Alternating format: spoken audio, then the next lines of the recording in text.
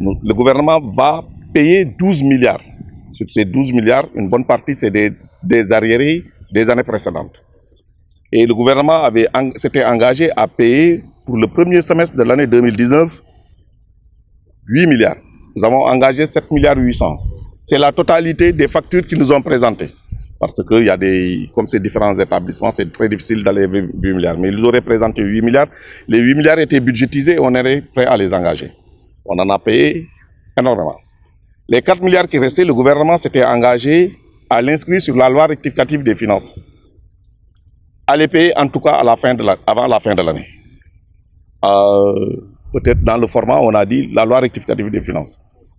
Une première loi rectificative des finances est votée dans les conditions que nous avons vues. C'est une réorganisation budgétaire après les élections présidentielles, après la redistribution, la répartition des services de l'État. On a voté une loi rectificative des finances qui n'a pas beaucoup évolué par rapport au budget initial. Mais tout le monde comprend que l'État du Sénégal peut aller vers une deuxième loi rectificative des finances d'ici la fin de l'année. Les établissements du privé considèrent qu'ils devaient aller en grève parce que dans la loi rectificative des finances, là, on n'a pas inscrit leurs 4 milliards. Et ils n'ont pas confiance, d'après eux. Donc il faut qu'ils rompent le contrat commercial qui les lie avec l'État du Sénégal et qu'ils fassent fi des obligations d'un établissement délégataire de missions publiques.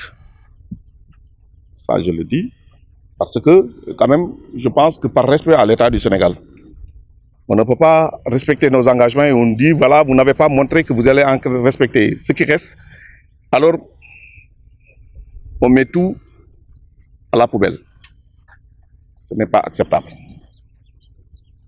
Et je vous dis que je ne peux aller dans ce sens-là.